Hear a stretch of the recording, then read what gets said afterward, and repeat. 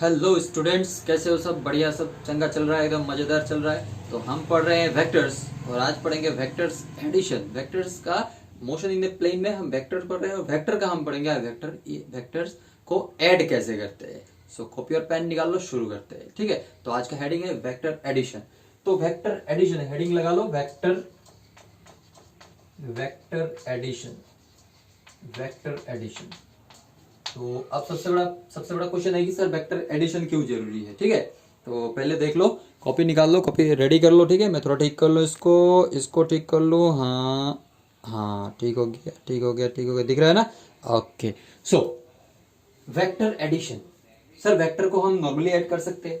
जैसे देखो, सपोज कोई बोले कि एक बंदा 2 किलोमीटर गया कहीं, ठीक है, और फिर 2 किलोमीटर जाने के बाद वो फिर और 1 किलोमीटर चला, 1 किलोमीटर चला। ठीक है, कहीं जा रहा था कोई आदमी, एक बार 2 किलोमीटर गया, 2 किलोमीटर जाने के बाद फिर और 1 किलोमीटर गया। तो कोई बोलेगा वो कितना दूर गया, तो ऑब्वियसली कितना दूर गया वो 2+1=3 किलोमीटर। ठीक है, 3 किलोमीटर हो गया। तो इस तरह से हम इसको ऐड कर दिए, क्या है, 2 किलोमीटर प्लस 1 किलोमीटर, 3 किलोमीटर। अब कोई बोले कि सपोज किसी ने 1 किलो आलू खरीदा या पोटैटो खरीदा। हाँ, 1 किलो पोटैटो और 1 किलो राइस खरीदा। ठीक है, 1 किलो पोटैटो और 1 किलो राइस खरीदा। तो कितना सामान खरीदा total? 1+1 that is 2 kg of quantities, 2 kg खरीदा। क्या क्या? पोटैटो और राइस मिला के 2 kg सामान खरीदा। ठीक है, लेकिन ये सब जो है ये क्या स्केलर क्वांटिटी, इसमें हम कोई डायरेक्शन की बात नहीं कर रहे हैं। इसमें क्या डायरेक्शन का बात किया क्या? नहीं। 2 किलोमीटर कहाँ गया, ये सब का बात नहीं किया। तो मतलब उसने इतना डिस्टेंस कवर किया तो हमने ऐड कर दिया। इसमें सामान है किलोग्राम, इसको हमने ऐड कर दिया। लेकिन अगर यहीं पे ऐसा होता कि एक आदमी 2 किलोमीटर ईस्ट की तरफ गया। किधर गया? जैसे सपोज ये वाला क्वेश्चन ऐसा होता, ये ईस्ट है, ये वेस्ट है, ये नॉर्थ है और ये साउथ है। ठीक है, अभी ये वाला ऐसा होता कि कोई बोलता कि एक बंदा 2 किलोमीटर ईस्ट की तरफ गया, 2 किलोमीटर ईस्ट की तरफ गया। तो सपोज यहां से स्टार्ट किया, 2 किलोमीटर ईस्ट गया और फिर और 1 किलोमीटर ईस्ट गया। 2 किलोमीटर पहले ईस्ट गया, ईस्ट की तरफ 2 किलोमीटर गया, फिर और 1 किलोमीटर गया ईस्ट की तरफ। तो टोटल डिस्प्लेसमेंट उसका कितना हुआ? टोटल डिस्प्लेसमेंट उसका कितना हुआ? वही 2+1 3 किलोमीटर ड्यू ईस्ट। ठीक है, ईस्ट। लेकिन अभी अगर ऐसा क्वेश्चन कोई बोले कि यही बंदा 2 किलोमीटर गया ईस्ट की तरफ और अचानक से उसका दिमाग फिर गया और वो सीधा 90 डिग्री एकदम राइट एंगल पर टर्न लेके 1 किलोमीटर नॉर्थ की तरफ चला गया। ठीक है, 2 किलोमीटर ईस्ट की तरफ गया और अचानक से उसका माइंड फिर गया और वो 90 डिग्री टर्न लेके 1 किलोमीटर नॉर्थ की तरफ चला गया, नॉर्थ की तरफ। तो अब उसका डिस्प्लेसमेंट क्या होगा? डिस्प्लेसमेंट यहां से यहां होगा, डिस्प्लेसमेंट यहां से यहां होगा। तो ऑब्वियसली 90 डिग्री टर्न लिया है, 90 डिग्री टर्न लिया है तो हम क्या करेंगे, यहाँ पे पाइथागोरस थ्योरम यूज करके हम ये वाला लेंथ निकाल सकते हैं कि इतना किलोमीटर किधर गया, नॉर्थ ईस्ट की तरफ गया। ये वाला निकाल लेंगे, कितना होगा ये जैसे इसको नाम देते ओ, तो ओ एन को हम निकालेंगे तो क्या होगा, √ओवर ये वाला O E square plus N N N E square. तो कितना हो जाएगा, ओ ई कितना है 2 स्क्वायर मतलब 4 और ये एन ई कितना है 1 स्क्वायर मतलब 1। सो 4+1 5 √5 किलोमीटर। √5 किलोमीटर किधर गया? नॉर्थ ईस्ट की तरफ गया, नॉर्थ ईस्ट की तरफ गया। तो अभी हमने क्या बोला कि यहाँ पे ये एडिशन ही कर रहे हैं ना, अल्टीमेटली क्या कर रहे हैं, हम एडिशन ही कर रहे हैं। तो 2+1 करने के बाद हमको ये √5 मिल रहा है, एक बार 2+1 करने के बाद हमको 3 मिल रहा है। अभी अगर यही बंदा ऐसे जाता कि ये ऐसे गया, 2 किलोमीटर ईस्ट की तरफ गया, 2 किलोमीटर ईस्ट की तरफ गया, अचानक से उसका दिमाग फिर गया और 120 डिग्री एंगल बना के वो इधर चला गया 1 किलोमीटर ईस्ट की तरफ। तो अब बताओ इसका टोटल डिस्प्लेसमेंट कितना हुआ? ये इतना हुआ। तो अब तो हम क्या कर सकते हैं, अब हम यहाँ पे पाइथागोरस थ्योरम भी यूज नहीं कर सकते। तो हम क्या करेंगे, तो अब हम जाके सीखेंगे वेक्टर एडिशन। और वेक्टर एडिशन क्योंकि ये सब वेक्टर क्वांटिटी है, इसको वेक्टर क्वांटिटी लिया है हमने, तो इसको हम ऐड नहीं कर पा रहे हैं। नॉर्मली हम ऐड नहीं कर पाएंगे, नॉर्मल अलजेब्रा यहाँ पे काम नहीं करेगा। जैसे इसमें 2 किलोमीटर प्लस 1 किलोमीटर 3 किलोमीटर हो गया, ये आराम से हो गया, ये हो गया, ये हो गया, लेकिन ये नहीं हो पा रहा है। तो इसको करने के लिए हमें क्या करना पड़ेगा, वेक्टर एडिशन के रूल फॉलो करने पड़ेंगे। तो वेक्टर एडिशन क्या क्या है? वेक्टर एडिशन कैसे कर सकते हैं, देखो यहाँ पे रब कर देता हूं इसको, ठीक है। तो वेक्टर एडिशन, ध्यान से देखो, वेक्टर एडिशन ना कई तरीके से हो सकता है। पहला हम ट्रेडिशनल मेथड जो है, मतलब जनरली जो हमने पढ़ा है या फिर नहीं पढ़ा होगा, तो एकदम बेसिक कॉन्सेप्ट है ग्राफिकल मेथड। एकदम बेसिक जो है वो है ग्राफिकल मेथड, ठीक है। ग्राफिकल मेथड या फिर इसको बोलते हैं हेड टेल मेथड, इसको हेड टेल मेथड भी बोल सकते हैं, हेड टेल मेथड। इस मेथड में क्या होता है, ग्राफिकल मेथड में क्या होता है, इसमें बोलता है कि कोई एक वेक्टर लिया, ठीक है, और एक दो वेक्टर है, सपोज दो या दो से ज्यादा वेक्टर है, एक वेक्टर ये है, एक वेक्टर ये है, ठीक है। तो करना क्या है, ग्राफिकल मेथड में क्या करना है, कोई भी कितना नंबर ऑफ वेक्टर्स कोई प्रॉब्लम नहीं, बहुत सारे वेक्टर है, मैंने दो वेक्टर लिया है यहाँ पे। तो करना ये है कि इनिशियल एक इनिशियल वेक्टर होगा, सपोज ये इनिशियल मेरा एक वेक्टर है, ठीक है। तो इस वेक्टर के इनिशियल वेक्टर के हेड के साथ जो दूसरा वेक्टर है, नेक्स्ट वेक्टर, पहले वाले वेक्टर के हेड के साथ, ध्यान से सुनना, पहले वाले वेक्टर के हेड, ये हेड है ना, इसको हेड बोलते हैं, हेड के साथ दूसरे वाले वेक्टर का टेल लगा देना है। तो जैसे यहाँ पे ये एक ही सेम डायरेक्शन में ना, तो जो आंसर होगा वो कैसा होगा, ऐसा, ये पहला वेक्टर और दूसरा वेक्टर क्या करना है, दूसरे वेक्टर को पहले वाले वेक्टर के हेड के साथ उसका टेल लगा देना है। उसका टेल, इसका टेल कौन है, ये, इसको हमने यहाँ पे लगा दिया, तो ये हो गया, ठीक है, ये हो गया। अब जो रिजल्ट आएगा वो कहां से कहां मेजर करना पड़ेगा, एकदम यहां से स्टार्टिंग से लेके फर्स्ट वेक्टर के टेल से लेके लास्ट वेक्टर के हेड तक, फर्स्ट वेक्टर के टेल से लेके लास्ट वेक्टर के हेड तक। तो ये हो गया, ये तरीका है। अगर ऐसा है कि कुछ एक एंगल पे है, सपोज ऐसा एक वेक्टर है, ठीक है, और ये एक वेक्टर है, इन दोनों के बीच में एक एंगल है ना, तो कैसे निकालोगे, हमारा रूल, ये एक वेक्टर है, तो हमने क्या किया, एक वेक्टर ले लिया, ये उसके हेड पे हमने इस वेक्टर के टेल को रख दिया, ठीक है। और जो रिजल्ट आएगा वो क्या, इनिशियल वेक्टर मतलब पहले वेक्टर के टेल के साथ लास्ट वेक्टर के सिर के साथ ऐड, फर्स्ट वेक्टर के टेल के साथ लास्ट वेक्टर के हेड के साथ ज्वाइनिंग कर देंगे, that will be the resultant. इसका नाम हो जाएगा, ये जो आंसर आएगा इसका नाम हो जाएगा रिजल्टेंट, इसको हम बोलते हैं रिजल्टेंट। ये जो आंसर आता है यहाँ पे, जो ऐड करने के बाद जो आंसर आता है वेक्टर में, जो ऐड करने के बाद आंसर आएगा उसको हम रिजल्टेंट बोलते हैं, याद रखना है, ठीक है। तो कैसे लिखोगे इसको, ग्राफिकली कैसे करेंगे, दिखाता हूं मैं। तो लिखना क्या है, कैसे लिखना है इसको ग्राफिकली, क्या करना है, कि जॉइन द हेड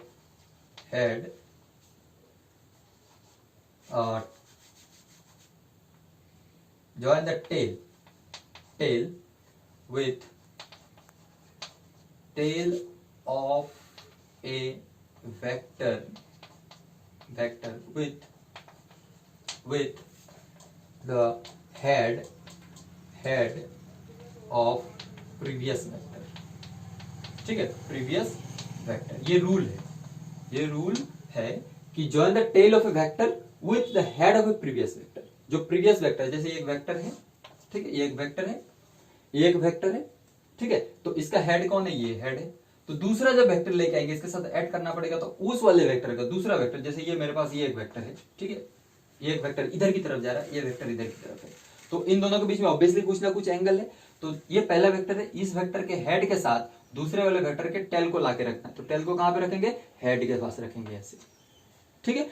अब जो रिजल्ट आएगा वो कैसा होगा, ये वाला होगा। रिजल्ट आएगा कहां से आएगा, पहले वाले वेक्टर के टेल से लास्ट वाले वेक्टर के हेड के साथ ज्वाइन कर देंगे।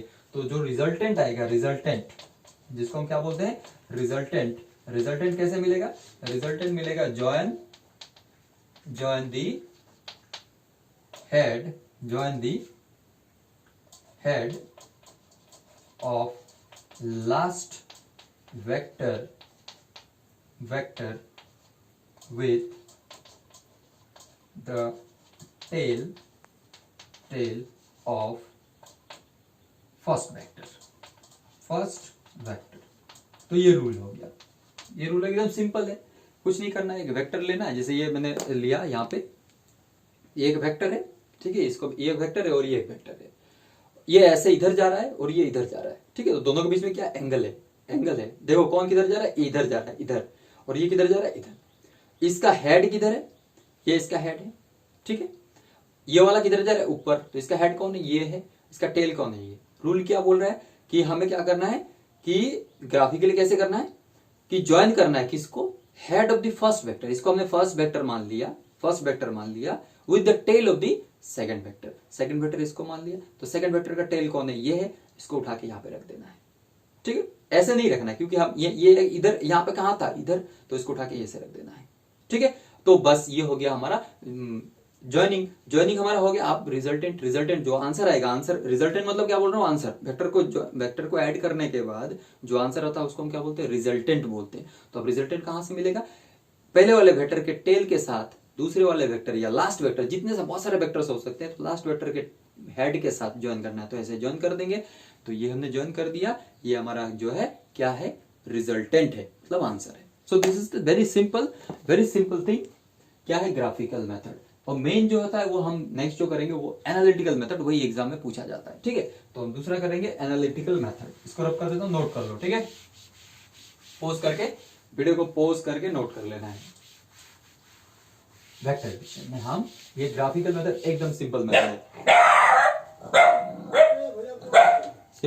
है, ठीक है, एकदम सिंपल मेथड है। बात करेंगे अभी हम एनालिटिकल मेथड की ना। एनालिटिकल मेथड क्या है, तो ग्राफिकल मेथड देख लिया, एकदम सिंपल है। एनालिटिकल मेथड में हम फॉलो करेंगे कुछ लॉज। पहला है triangle law of vector addition, ठीक है, ये सबसे इंपॉर्टेंट, एग्जाम में बार बार पूछा जाता है, एग्जाम में बहुत बार, मतलब बोर्ड के एग्जाम में ये ज्यादा पूछा जाता है, triangle law of vector addition. तो ट्रायंगल लॉ क्या कहता है, triangle law of vector addition कहता है कि if two vectors are represented in magnitude and direction by the two sides of a triangle taken in same order। ध्यान से, क्या बोल रहा है कि ये बोल रहा है if two vectors are represented in magnitude and direction by the two sides of a triangle taken in same order। देखो यहां से ये गया और यहां से ये शुरू होता है, एक ऑर्डर में फॉलो कर रहा है। ठीक है, देन द रिजल्टेंट, मतलब जो आंसर आएगा, then the resultant is represented by the third side taken in opposite direction. Opposite direction का मतलब क्या है, ऑपोजिट ऑर्डर बोल सकते हो, ऑपोजिट ऑर्डर भी बोल सकते हो, ऑपोजिट डायरेक्शन भी बोल सकते हैं। तो जिस ऑर्डर में ये था, ये ऐसा था ना, इस पहले वाले वेक्टर का हेड दूसरे वाले वेक्टर का टेल से लेके फिर यहां गया, तो हम जो रिजल्टेंट है वो कौन सा रिप्रेजेंट करेगा, थर्ड साइड। और थर्ड साइड कैसे होगा, टेकन इन ऑपोजिट ऑर्डर। तो ऑपोजिट ऑर्डर क्या है, ये देखो, ये टेल से शुरू करके जा रहा है, ये वाला क्या हो रहा था, ये साइड, जैसे इस वेक्टर को हम ए वेक्टर मान लेते, इसको मान लेते बी वेक्टर, तो रिजल्टेंट को हम रिप्रेजेंट करते हैं आर वेक्टर से। ठीक है, रिजल्टेंट को हम रिप्रेजेंट करते हैं आर वेक्टर से, तो ये याद रहेगा।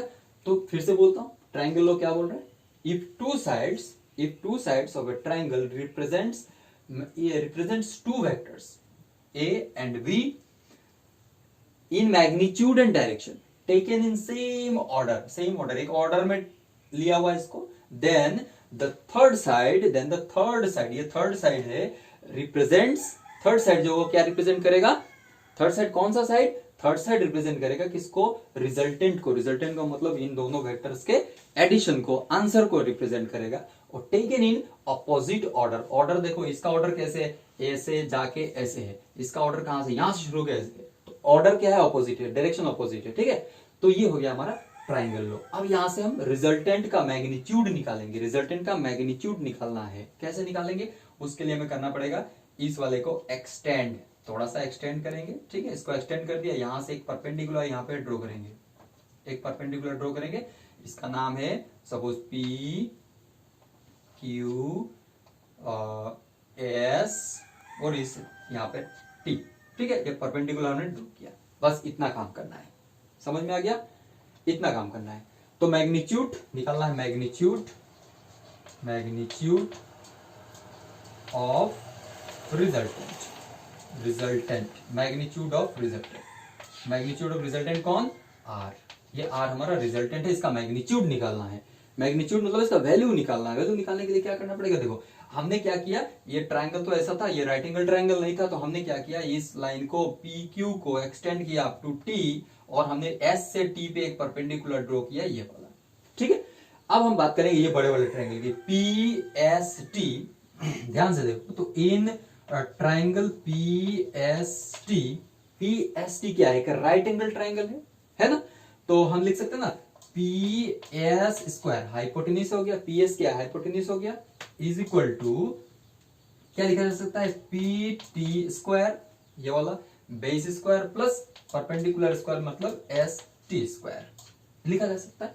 ठीक है ना, ये पी एस स्क्वायर क्या है, पी एस क्या है, एक्चुअली आर है, तो हम डायरेक्शन ना लें तो सिर्फ मैग्नीट्यूड लिख सकते हैं, तो मॉड लगा देंगे, मॉड आर उसका स्क्वायर, मॉड आर उसका स्क्वायर इज इक्वल टू, ये पीटी क्या है, पीटी को ध्यान से देखो तो लिख सकते हैं ना P Q plus Q T, लिखा जा सकता है P Q plus Q T उसका स्क्वायर, क्योंकि पीटी स्क्वायर है, पीटी को लिखा जा सकता है P Q plus Q T plus whole square, और इसको एस टी को एस टी रहने दो। ठीक है, अब ध्यान से देखो ये एस टी क्या है, एस टी पता है क्या नहीं, क्यू टी पता है क्या नहीं, पी क्यू तो पता है, क्यू एस भी पता है, क्योंकि ये पी क्यू को हमने ए माना हुआ है, इसका मैग्नीट्यूड कितना है ए, तो इसका मैग्नीट्यूड कितना है बी, इसका मैग्नीट्यूड क्या है, इसका मैग्नीट्यूड क्या है नहीं पता, तो हम पता करेंगे, कैसे पता करेंगे, देखो यहाँ पे इस ट्रायंगल में, छोटे वाले ट्रायंगल में इन ट्रायंगल, इस ट्रायंगल का नाम है क्यू एस टी, ये जो ट्रायंगल है क्यू एस टी, इसमें सपोज ये वाला एंगल थीटा है, मतलब ए और बी आपस में थीटा एंगल पे इंक्लाइंड है, ए के ऊपर बी जो है वो थीटा एंगल बना के इंक्लाइंड है, ए के ऊपर थीटा एंगल बना के इंक्लाइंड है। ठीक है, थीटा एंगल बना हुआ, तो ये थीटा अगर देखें, ये हमें क्या निकालना है, एस टी निकालना है, एस टी निकालना है, तो इस थीटा के रेस्पेक्ट में ये क्या है, परपेंडिकुलर है, क्यू टी क्या है, बेस है, तो परपेंडिकुलर निकालने के लिए क्या लिखना पड़ेगा, साइन थीटा लिखना पड़ेगा, साइन थीटा लिखे तो परपेंडिकुलर और बेस मतलब एस टी बाई हाइपोटेन्यूज होगा क्यू एस। ठीक है, क्यू एस, तो S T is equal to क्या मिला, S T is equal to Q S into sine theta, और क्यू एस क्या है बी, बी मतलब मैग्नीट्यूड ऑफ बी लिखिए, बी का मैग्नीट्यूड इंटू साइन थीटा। ठीक है, अब ध्यान से देखो इसी तरह से क्यूटी निकाले, अगर क्यूटी निकाले तो कॉस थीटा लिखे अगर, तो क्या मिलेगा, बेस मतलब क्यूटी, बेस मतलब क्यूटी अपॉन क्या, हाइपोटेन्यूज मतलब क्यू एस, तो क्यूटी इज इक्वल टू क्या होगा, Q S into cos theta, Q S क्या है बी, तो बी लिख दो, बी का मैग्नीट्यूड इंटू कॉस थीटा। ठीक है, अब इसको यहां पे उठा के पुट कर देते हैं, तो लिख देते हैं ना मैग्नीट्यूड ऑफ आर का square is equal to P Q, P Q का वैल्यू क्या है, मैग्नीट्यूड क्या है ए, तो लिख दो मैग्नीट्यूड कितना है या फिर इसको हम अभी ऐसे कर देते हैं, ये देखो ए प्लस बी होल स्क्वायर हो गया ना, तो इसको ऐसे लिखा जा सकता है P Q square, A square plus 2 times P Q into Q T plus Q T whole square plus S T square लिखा जा सकता है, ये स्क्वायर से भी लिख सकते हैं, मॉड आर का square is equal to P Q, P Q क्या है, पी क्यू कौन सा, ये वाला लेंथ, तो किसका, ए का वेक्टर मॉड लगा के स्क्वायर, ये mod magnitude of A plus 2 times P Q, P Q मतलब क्या है, magnitude of A, Q T क्या है, क्यू टी यहां से लिखा क्यू टी, ये क्यू एस नहीं, ये क्यू टी है ना, तो Q T is equal to क्या, B cos theta, magnitude of B cos theta. ठीक है, प्लस ये क्यू टी क्या है, फिर से वही क्यू टी क्या है, क्यू टी स्क्वायर है, तो मॉड बी, तो हो जाएगा mod B square cos theta. ठीक है, प्लस एस टी का क्या है, एस टी क्या है ये वाला, तो ये क्या हो जाएगा मॉड बी स्क्वायर साइन, ये स्क्वायर होगा साइन स्क्वायर थीटा, दिखाई दे रहा है, दिख रहा है ना नीचे एकदम, हाँ दिख रहा है। ठीक है, तो ध्यान से देखो यहाँ पे, अब यहाँ पे मैं रब कर देता हूँ, आगे बढ़ता हूँ, ध्यान से यहाँ पे, अगर यहां से ऐसे लिख सकते ना कि मैग्नीट्यूड ऑफ आर, हम मैग्नीट्यूड ऑफ रिजल्टेंट निकालें तो उसका square is equal to magnitude of A का square plus 2ab cos theta, लिख देते हैं 2 magnitude of A magnitude of B cos theta plus, अब यहां पे देखो B square, magnitude of B square common है तो ले लो magnitude of B square common है, ब्रैकेट में क्या रहेगा cos square theta plus sine square theta, cos square theta plus sine square theta. यहाँ पे दिख रहा है ना, पता नहीं यहाँ पे दिख रहा है कि नहीं, हाँ बहुत ऊपर लिख दिया मैंने, ठीक है कोई बात नहीं, दिख रहा है। तो cos square theta plus sine square theta, तो क्या हो जाएगा मैग्नीट्यूड ऑफ ए का square plus 2 times magnitude of A magnitude of B cos theta plus ये cos square theta plus sine square theta क्या होता है 1, so magnitude of B square. या फिर इसको थोड़ा अच्छे से लिखे तो ऐसे लिख सकते हैं आर का मैग्नीट्यूड स्क्वायर इंप्लाइज, ऐसे लिखा जा सकता है आर का स्क्वायर इज इक्वल टू, इसको थोड़ा अच्छे से लिखे तो अरेंज करके लिखे A square plus B square plus 2 times magnitude of A magnitude of B cos theta, ठीक है। या फिर ऐसे भी लिखा जा सकता है, नोट कर पोज करके नोट कर लेना इसको, ठीक है पोज करके नोट कर लेना, या फिर इसको ऐसे भी लिखा जा सकता है magnitude of R is equal to root over ये वाला magnitude of A square plus magnitude of B square plus 2 times magnitude of A magnitude of B cos theta, ठीक है। तो ये हो गया रिजल्टेंट का मैग्नीट्यूड, या सिंपली हम ऐसे भी लिख सकते हैं, मॉड ना लगाए तो सिर्फ ऐसे लिख दें R is equal to A square plus B square plus 2ab cos theta, ऐसे भी लिखा जा सकता है, ऐसे भी हम लिख सकते हैं। तो ऐसे अगर लिखेंगे तो स्टार्टिंग से ऐसे लिख के आना पड़ेगा, ठीक है। तो ऐसे भी लिखा जा सकता है, वेक्टर मोड लगा के वेक्टर ना लगाने के बाद ऐसे भी लिखा जा सकता है, ये मैग्नीट्यूड को रिप्रेजेंट करता है, ऐसे लिखने से भी मैग्नीट्यूड है, ऐसे लिखने से भी क्या है मैग्नीट्यूड को रिप्रेजेंट कर रहा है। तो हमने मैग्नीट्यूड निकाल लिया, तो हमने क्या देखा ये हमारा ट्राइंगल था और ये रिजल्टेंट था, तो रिजल्टेंट आर का मैग्नीट्यूड मतलब इसका लेंथ मिल गया। अब इसका डायरेक्शन भी पता करना पड़ेगा, तो डायरेक्शन कैसे पता चलेगा, सपोज इसने ए वेक्टर के साथ इसने अल्फा एंगल बनाया है, ठीक है। तो अल्फा एंगल बनाया है, ए वेक्टर के साथ इसने क्या बनाया है अल्फा एंगल बनाया, ये हमारा ट्राइंगल था, ये टी था, ये एस था, ये पी था, ये क्यू था, ये ए वेक्टर था, ये बी वेक्टर था और ये थीटा था, ठीक है ना। तो अभी ये आर वेक्टर जो है वो किधर है, तो कैसे पता चलेगा ये ए वेक्टर के साथ कितना एंगल पे है, वो निकाल लेने से हो जाएगा। तो इसका डायरेक्शन कैसे पता चलेगा, देखो तो डायरेक्शन निकालना है, नोट कर लो, पोज करके नोट कर लो, ठीक है ना, नोट कर लो, दिख रहा है ना, कोई प्रॉब्लम हो तो क्वेश्चन पूछ लेना है, ठीक है, ये बहुत इंपॉर्टेंट है। भी हो गया, रब कर दूं, हाँ तो रब कर देता हूं, देखो डायरेक्शन भी पता करना है इसका कि डायरेक्शन क्या है। तो सपोज हमने इमेजिन कर लिया कि इसने रिजल्टेंट ने एक एंगल बनाया अल्फा किसके साथ, ए वेक्टर के साथ, तो डायरेक्शन ऑफ आर का डायरेक्शन भी निकालना है, क्योंकि वेक्टर क्वांटिटी है ना, ये क्या है डिस्प्लेसमेंट वेक्टर क्वांटिटी है, इसका मैग्नीट्यूड तो हमें निकाल लिया और इसका डायरेक्शन भी निकालना पड़ेगा। तो डायरेक्शन कैसे निकलेगा, ध्यान से देखो, ये एंगल निकालना है, ठीक है ना।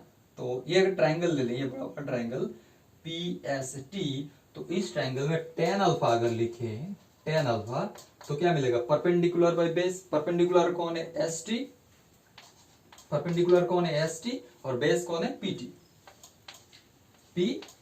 ये है बेस, ठीक है ना। तो ST क्या है, ST को थोड़ा पहले लिखा था, क्या लिखा था magnitude of B sine theta, ये लिखा था, डिवाइडेड बाय PT को क्या लिखा, PT को क्या लिख सकते हैं PQ प्लस QT, PT क्या है magnitude of B sine theta, रहने दो magnitude of B sine theta रहने दो, PQ को क्या लिख सकते हैं A magnitude of A plus QT को क्या लिखा जा सकता है magnitude of B cos theta. So ये हो गया हमारा, ये हो गया इसका डायरेक्शन, मतलब अगर ये कितना एंगल में इंक्लाइंड है और B का वैल्यू क्या है, A का वैल्यू क्या है, तो हम क्या कर सकते हैं tan अल्फा निकाल सकते हैं, अल्फा वहां से हमको क्या मिल जाएगा अल्फा मतलब एंगल मिल जाएगा, कितना डिग्री पे किधर है, कितने डिग्री पे, अगर एंगल मिल गया तो डायरेक्शन मिल जाएगा ना, ये इतना डिग्री बना रहा है किसके साथ, इसके साथ, तो ये कितना किस साइड में, सपोज ईस्ट में है, तो अगर इसने एंगल बनाया 50 डिग्री, तो 50 डिग्री किधर होगा, 50 डिग्री नॉर्थ ईस्ट में होगा, ठीक है ना।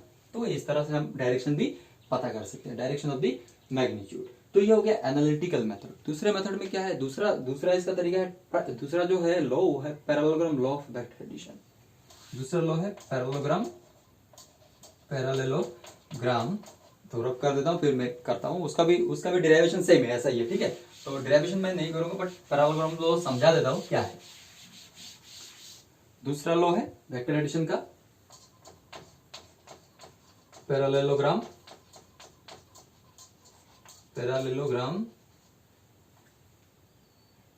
लॉ। पैरेललोग्राम लॉ क्या है, ये क्या बोल रहा है कि इफ टू वेक्टर्स